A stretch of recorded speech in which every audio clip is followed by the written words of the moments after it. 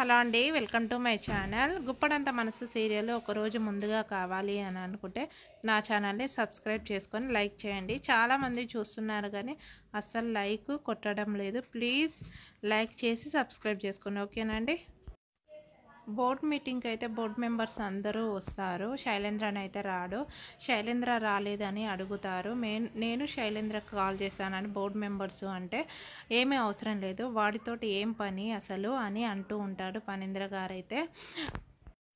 రిషి లేని టైంలో కాలేజీలో ఎన్ని లొల్లులు గొడవలు, అలాగే కాలేజీ ఎన్ని ఇబ్బందులు పడ్డదో అనేది అయితే పనీంద్రన్ అయితే బోర్డు మెంబర్స్ అయితే చెబుతుంటే రిషి సార్ అయితే చాలా బాధపడుతూ ఉంటాడు. అప్పుడైతే వసుధారనైతే దిక్కు లేని టైంలో మనకు దేవుడే దిక్కు అనేటట్టు అయితే దేవుడైతే మనకైతే మంచి సహాయం చేశాడు. అప్పుడైతే మనల్ని రిషి సార్ అయితే మన దగ్గరికి అయితే పంపించాడు అని అంటూ ఉంటుంది వసుధార. మన కాలేజీ మనకు దక్కేలనైతే చూశాడు అని వసుధారనైతే అంటూ ఉంటుంది. సార్, మీరు వచ్చిన తర్వాత డిబిఎస్ కాలేజీకి అయితే ఎండి ఎవరో మీరే డిసైడ్ చేయాలి సార్ అని అంటూ ఉంటారు. అలా అంటూ ఉంటే రిషి సార్ అయితే సైలెంట్గా ఉండిపోతారు. మీరు ఎవరిని సెలక్షన్ చేసినా మేము ఒప్పుకుంటాము, మేము బాహుదానాలు అయితే చెయ్యమా అని అంటూ ఉంటారు. అప్పుడైతే రిషి సార్ చాలా సైలెంట్గా ఉంటాడు. అలాగే పనేంద్ర కూడా అడుగుతాడు, ఎండి ఎవరు చెప్పు రిషి అని అడుగుతాడు. అప్పుడైతే వసుధారనైతే రిషి సార్ అయితే ఏం నిర్ణయం తీసుకోలేదు ఇప్పటిదాకానైతే అని అంటూ ఉంటుంది వసుధార. అదేంటి వసుధార, ఇప్పుడైతే అలా చెప్తున్నావు? మినిస్టర్ గారిని పిలిపించి మీటింగ్ పెట్టి అయితే అడిగిపించాలా అని అయితే అంటూ ఉంటారు. అదేంది వసుధార, ఓట్ల లెక్కింపు ఏమైనా పెట్టించాలా అని అంటే అదేం లేదు సార్, ఒక ఎండి రిజర్వ్ చేసినప్పుడు ఆ ఎండిఏ డిసైడ్ చేయాలి కదా, అలా అయితే నేనే డిసైడ్ చేసి చెప్తాను అని అయితే వసుధారనైతే అంటూ ఉంటుంది. అంతే కదా రిషి సార్ అంటే అప్పుడైతే రిషి సార్ అవును వసుధార అయితే అంటూ ఉంటాడు.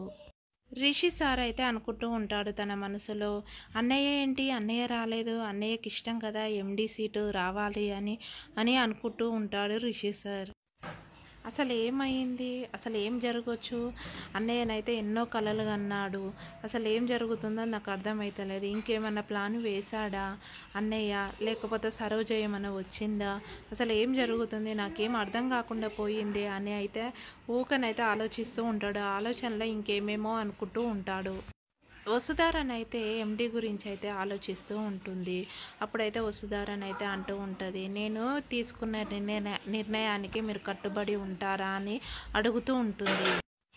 పనేంద్ర మహేంద్రన్ అయితే బోర్డు మెంబర్స్ అయితే అందరూ అంటూ ఉంటారు, నువ్వు ఏమి చెప్పినా మేము దానికి కట్టుబడి ఉంటాము, మేము సహకరిస్తాము అని అయితే అంటూ ఉంటారు. మాకు రిషి సార్ ఎంతో మీరు అంతే అని అంటూ ఉంటారు. అప్పుడైతే వసుధార నా మాటను గౌరవిస్తారని నాకు తెలుసు సార్ అని అంటూ ఉంటుంది. అప్పుడైతే పనేంద్ర గారు అయితే ఎండి ఇక్కడే ఉన్నారా అమ్మా అని అయితే అడుగుతూ ఉంటాడు. లేదు, ఇక్కడనైతే లేడు, నేను ఫోన్ చేసి అతన్నైతే పిలిపిస్తూ ఉంటాను, అప్పటిదాకా మనము వెయిట్ చేసి ఉండాలి. పర్వాలేదమ్మా, నువ్వైతే ఎండి ఎవరో అనౌన్స్మెంట్ చెయ్యి అని అంటూ ఉంటే ఎవరు కాదు మను అని అనేసరికి బోర్డు మెంబర్స్ అందరూ మహేంద్ర పనేంద్రన్ అయితే చాలా సంతోషపడి క్లాప్స్ అయితే కొడుతూ ఉంటారు. ఏంటి రిషి, నువ్వు సైలెంట్గా ఉన్నావు?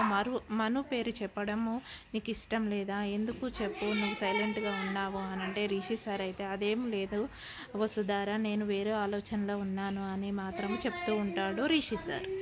గుప్పడంత మనసు సీరియల్ అయితే అయిపోయిందంటే ఎపిసోడే కాదు మొత్తం అయిపోయిందండి. అయిపోయి కూడా టీం మొత్తం సెలబ్రేషన్స్ అయితే చేసుకున్నారండి. ఆ వీడియో కూడా వైరల్ అవుతుంది. మీరేమనుకుంటున్నారు? సీరియల్ అయిపోదు ఇప్పట్లో అనుకుంటున్నారా, అయిపోతుంది అని అనుకుంటున్నారా? కామెంట్ బాక్స్లో కామెంట్ చేయండి. మీకు ఇంకేం సీరియల్ కావాలో కామెంట్ బాక్స్లో కామెంట్ చేయండి. ఆ సీరియల్ అయితే నేను అప్లోడ్ చేస్తానండి, ఓకేనండి. నా ఛానల్ని సబ్స్క్రైబ్ చేసుకోండి, లైక్ చేయండి, ఓకేనండి. బాయ్ అండి.